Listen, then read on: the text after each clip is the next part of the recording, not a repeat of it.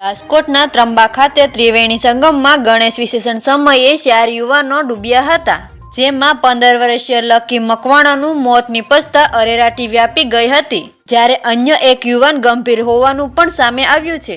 ગઈકાલે રૂખડિયાપરા વિસ્તારના લોકો વિસર્જન કરવા ગયા હતા ત્યાં બનાવ બન્યો હતો। પ્રાપ્ત વિગત મુજબ રૂખડિયાપરામાંથી ગઈકાલે બપોરે 2 વાગે વાહનમાં ગણપતિજીની પ્રતિમા મૂકી વિસર્જન માટે ધામેધૂમે લોકો નીકળ્યા હતા અને ત્રંબા નદી કાંઠે પહોંચ્યા હતા।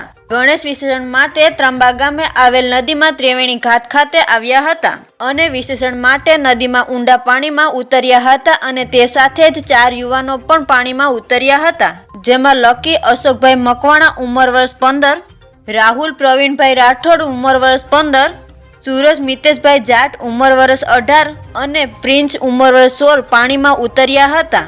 એમાંથી એક યુવક નદીના વહેણમાં ડૂબતા તેને બચાવવા અન્ય 3 મિત્રોએ પણ છલાંગ લગાવી હતી। એક સાથે 4 નદીમાં ડૂબવા લાગતા અફરાતફરી મચી ગઈ હતી।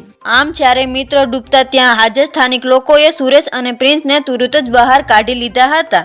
જો કે લકી અને રાહુલને ભારે જહેમત બાદ બેભાન હાલતમાં પાણીમાંથી બહાર કાઢતા અને તકીદે 108 મારફત રાજકોટની સિવિલ હોસ્પિટલમાં ખસેડવામાં આવ્યા હતા, જ્યાં લકી મકવાણાનું ટૂંકી સારવાર દરમિયાન મોત નીપજતા પરિવારમાં શોકનું મોજું ફરી વળ્યું છે અને પાણીમાં ગળકાવ થનાર સુરજને ગભરામણ થતાં તેના પણ રાજકોટ સિવિલ હોસ્પિટલમાં દાખલ કરવામાં આવ્યો હતો, જેને સારવારમાં સારું થતાં જ રજા આપવામાં આવી હતી। મૃતક તરુણ ધોરણ 9માં અભ્યાસ કરતો હતો। બનાવ અંગે મૃતકના પરિવારમાં ગમગીની છવાઈ ગઈ છે।